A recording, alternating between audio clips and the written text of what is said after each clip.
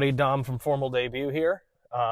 We are currently sitting in my 2024 Mustang GT. What I want to do today, we want to take the car out. We're going to go for a little bit of a drive. I've had the car for about 4 months now. I got it recently, so I want to talk about the car a little bit, go over it. It's a nice day out here in South Florida, so I want to take it out and go for a little bit of a drive, and I thought I'd bring you guys along with me. So let's fire it up here.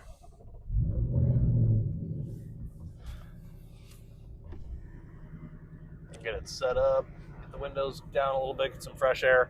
The car does have the active exhaust option. It's a 2024 Mustang GT Coupe. It's shadow black. It's pretty base model. It doesn't have really any option package. Cloth interior. Manual transmission is a 6-speed manual.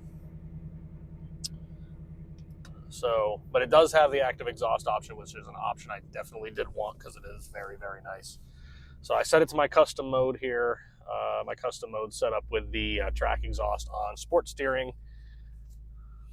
So let's go ahead and set off here. Like I said, I've had the car about 4 months. It's got 2,400 miles on it. There are a couple modifications to the car already.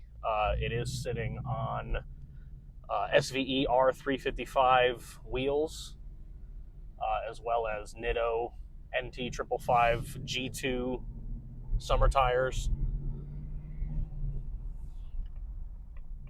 It does have a Steeda H-pipe resonator delete, which sounds amazing.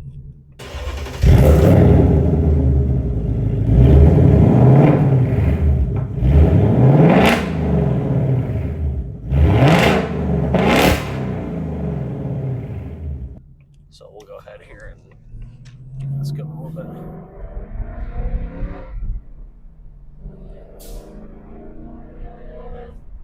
So, like I said, very nice day out. It's 85 degrees, a little warm, but it is a very nice day. So I figured we'd get the car out, take it for a little bit of a drive, talk about it a little bit. So this is the S650 generation of the Mustang, brand new for 2024. The differences are, pretty extreme from the previous generation of Mustang. I never owned an S550 Mustang. I am kind of a Mustang guy. I do like Mustangs. This is my third Mustang. We can take the car around a little bit. I know some roads around here that aren't super busy, super packed up, so we're gonna see if we can get some time out. When I went to buy the car, I kind of knew a little bit what I wanted. I didn't really intend to buy the car, but I was hanging around on 4th of July, actually, and I wanted to go take a look at the new S650 because I hadn't seen it in person. So I took a look, took a road test, and I ended up really liking the car. So we can get a little bit of an acceleration in here so you guys can hear this exhaust. It is in track mode, and this is with the H-pipe.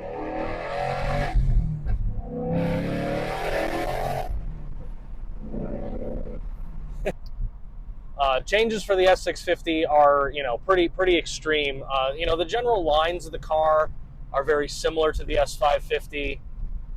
There are a lot of similarities.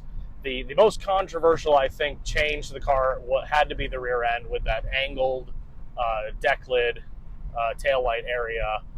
I like it. I think it looks pretty good. I think the rear end of an S550 does look a little bit better.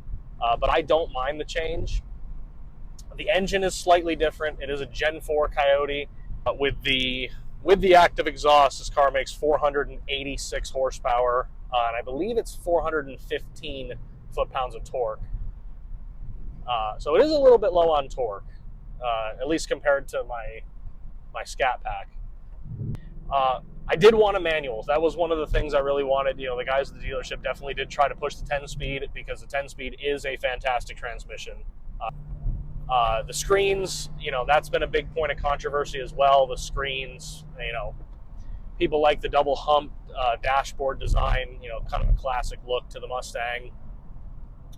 I get it, but when it comes, you got to understand from a business point of view for Ford, it just, you got to keep with the times, and screens are what it is right now. It's all about, you know, big screens. So it does have two very big screens. That's one of my favorite parts of the car. You know, all the gauge modes. You know, by now I'm sure most people know about the Fox body gauge mode, and they're adding new gauge cluster themes all the time through over-the-air software updates. So it has a bunch of different ones. I tend to use the sport one. That's the one that I prefer. It has automatic rev matching, which I really like. You know, I know there's a lot of manual transmission purists, and you know, they like the feeling of a manual. They don't like any of those little things added to a manual transmission. I like it. I think it's very convenient, and it's very responsive. It's very quick. I've had one problem with the car so far. The only problem I've had with the car so far is battery died. So that happened, you know, a few weeks ago. Battery died. Took it to the dealership, got it replaced under warranty. Other than that, it's been pretty awesome. Bulletproof. It sounds good. It's got a lot of power. It's very powerful. It's very fast. I'm very happy with the H-pipe. I think it sounds really good, and it doesn't have the raspiness that you would get from an X-pipe, potentially. So I do also very much like that. You know, Mustangs with their exhaust systems, they get a little bit tricky. They can start to sound kind of bad, depending on what exhaust you put on them. Like I said, it's a very bare bones car, but I like the color combination of the gray, the light gray, and the black. I think it looks really good.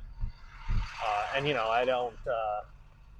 That's not the kind of stuff that really keeps me up at night. Is, you know, cloth versus leather. Like I said, I like options, but for the price of the car and, you know, the performance, which is what I was looking for, it just does really good.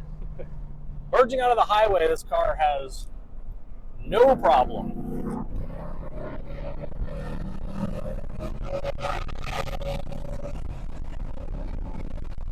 So yeah, the price hike over the S650 was considerable.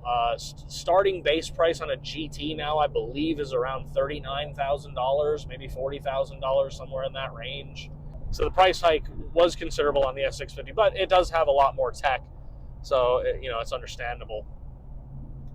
I paid $42 and change when I bought the car. They were discounting them significantly. You know, they're not moving very well. They weren't at the time. Maybe a little bit more now, but at the time they weren't flying off the shelves. But so I got a decent price. So I think I got it for $42,400. Something like that, which in that range, it's a pretty good deal. I haven't played around too much with the track apps. It does have a lot of stuff. It has line lock. It has launch control. I haven't played around with all that stuff too much. It hasn't been on a track yet, but I haven't played around with all that stuff too much. It has already had its first break-in oil change. I did that a few weeks ago.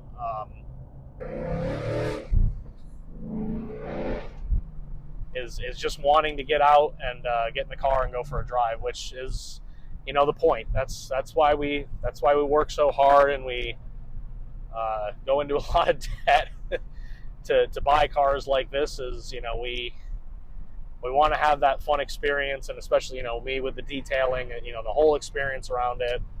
It's just been a whole lot of fun. But I do find myself wanting to just grab the keys, leave the house, get in the car, and go for a drive. And, you know, it costs me a lot in gas, but you're having the best time in the world, having a blast.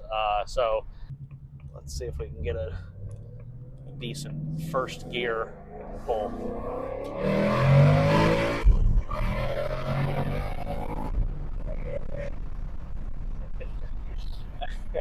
And it's that smile that makes it all worth it. So thanks for watching, everyone. I hope you had fun. I hope this was interesting or informative to anybody. And that's it for Formal Debut Detailing. This is Dom. I'll see you guys next time.